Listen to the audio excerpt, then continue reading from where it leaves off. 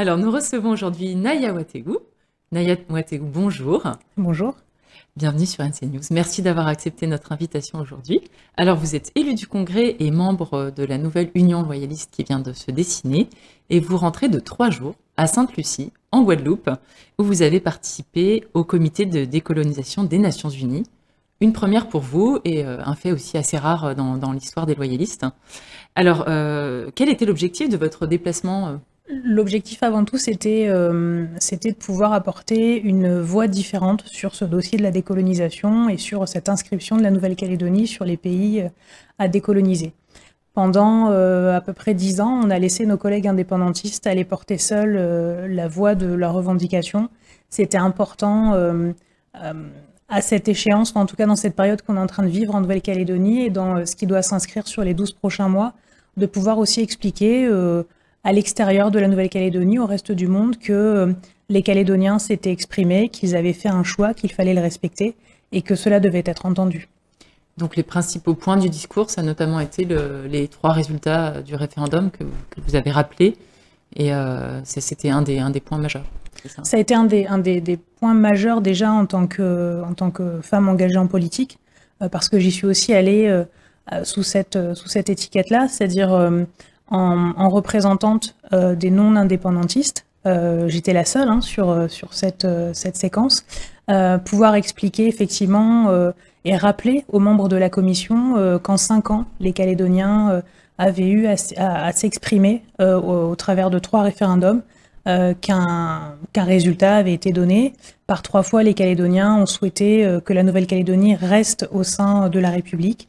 C'était important que ce choix puisse être affirmé, affiché, ne fasse pas l'objet de contestation. C'était aussi l'occasion de pouvoir expliquer que le 3e référendum s'était tenu dans des conditions sanitaires optimum, que l'État, que les institutions calédoniennes avaient tout mis en œuvre pour pouvoir faire en sorte que les Calédoniens puissent aller voter dans les meilleures conditions, que cet appel au boycott qui avait été passé par les indépendantistes était une consigne politique.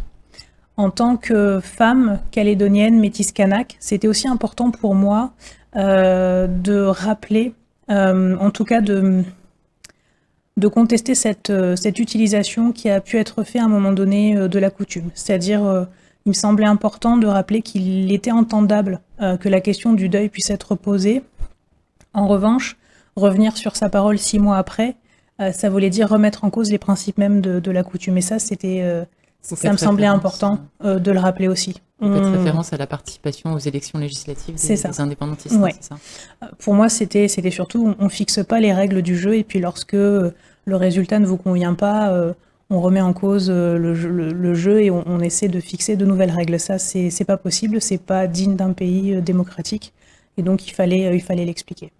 Vous avez également évoqué le sujet du gel électoral, rappelez qu'il y avait aujourd'hui 40 000 personnes qui étaient privées du droit de vote. Ça aussi, c'était important de le rappeler. C'était important et c'était essentiel de rappeler que, au nom de l'accord de Nouméa, il y avait eu beaucoup de concessions qui avaient été faites, justement par rapport à ce consensus qu'on voulait avoir avec nos adversaires indépendantistes, avec le reste de la population. Des dispositions transitoires qui avaient été prises, parfois au détriment des Calédoniens et de certains Calédoniens qui s'investissent aussi en Nouvelle-Calédonie. Effectivement, ça a été l'occasion de rappeler la question du gel électoral, la question aussi de l'inscription des natifs, c'est-à-dire une inscription sur un critère ethnique qui mettait de côté 40 000 personnes exclues du droit de vote, mais aussi une redistribution de la clé de répartition qui n'était pas équitable.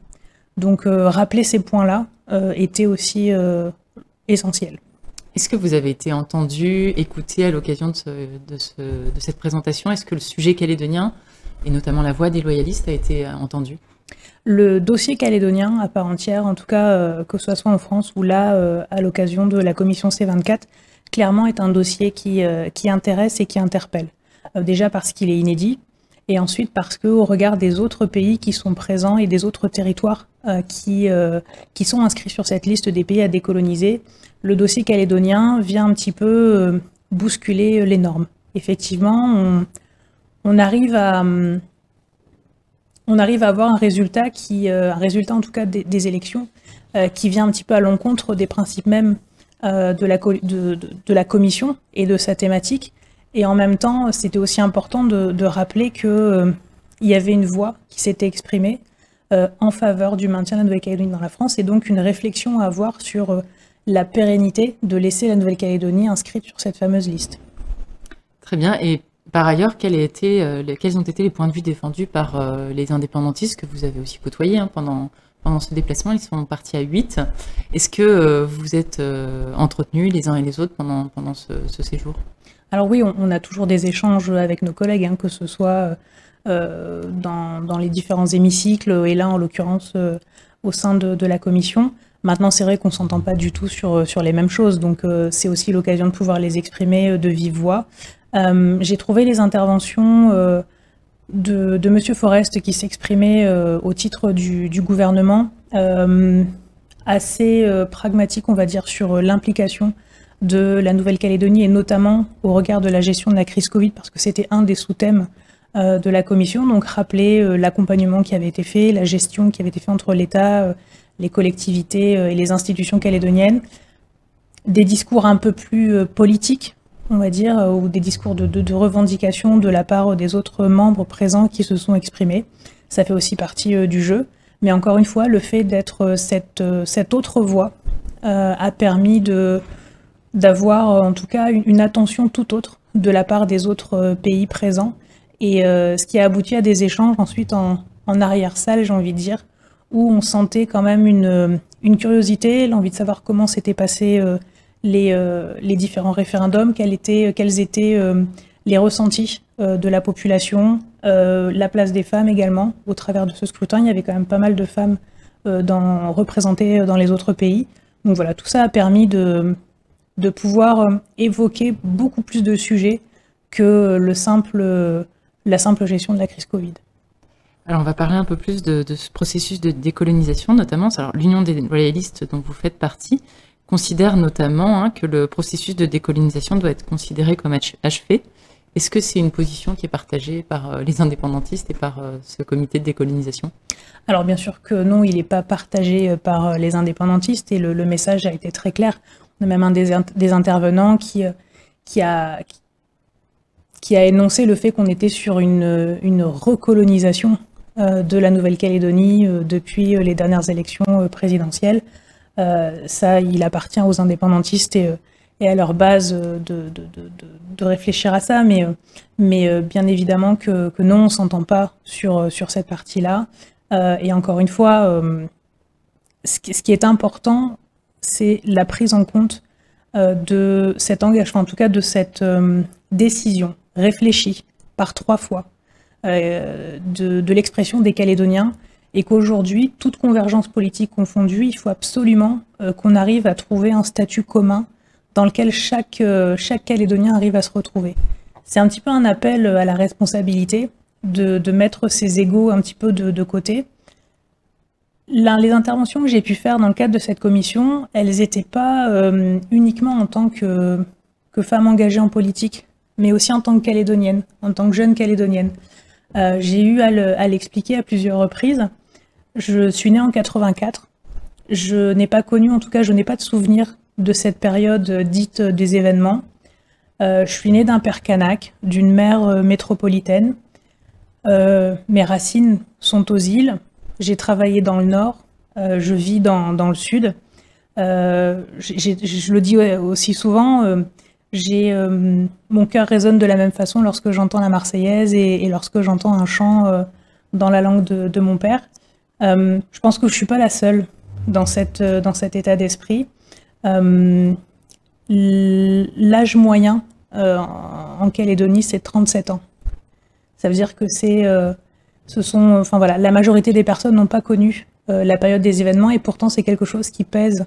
Dans la conscience collective. Dans la conscience collective, c'est souvent transmis comme un espèce d'héritage, mais avec un tabou qu'on met dessus. C'était important aussi de rappeler que les accords de Matignon, lorsqu'ils ont été signés, et à la suite avec les accords de Nouméa, on nous a expliqué à nous, cette génération, on a signé la paix pour que vous puissiez avoir un avenir. Et je pars du principe qu'on a eu en fait 30 années d'opportunités. Ma génération a pu avoir accès à l'école, au travail, a pu partir pour mieux revenir, a contribué à la construction de projets industriels comme l'usine du Nord, comme l'usine du Sud. 30 ans d'opportunités. Ces 30 ans-là, on les a reçus avec respect et humilité, mais en sachant aussi à quel prix elles avaient été cédées. Et c'est important de le dire, c'est-à-dire qu'il y a cette reconnaissance à un moment donné que des gens se sont affrontés sur des idées et qu'il fallait trouver un équilibre, et que cet équilibre-là, c'était celui des accords. Ça n'enlève pas les inégalités qui existent aujourd'hui en Nouvelle-Calédonie, et j'estime que c'est de notre responsabilité maintenant en tant que politique de faire en sorte qu'on arrive à trouver des solutions pour résorber ces inégalités et faire en sorte que cette nouvelle génération, que moi j'estime être une génération sacrifiée, puisse avoir les mêmes perspectives que nous et puisse se projeter dans l'avenir. Très bien.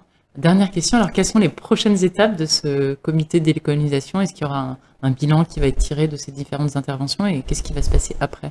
Alors on devrait recevoir très rapidement la synthèse en fait de l'ensemble des échanges qui ont pu avoir sur ces 3 jours. La commission ensuite établira son rapport avec des préconisations. La commission devrait se réunir dans les 6 mois à nouveau pour faire le point et puis ensuite étudier au cas par cas l'ensemble de la liste des pays. Et donc ce qui a été aussi demandé, c'est qu'à l'occasion de cette échéance que l'on devrait avoir à horizon 2023, les membres de la commission puissent être également invités en Nouvelle-Calédonie à voir comment se passent les élections, comment se passe le référendum de projet? Oui, aussi. Voilà. Et puissent du coup entériner complètement le fait que tout s'est bien passé et appuyer le projet de sortir la Nouvelle-Calédonie de cette liste. Très bien. Merci beaucoup pour vos précisions. Et puis à très bientôt sur NC News. Merci.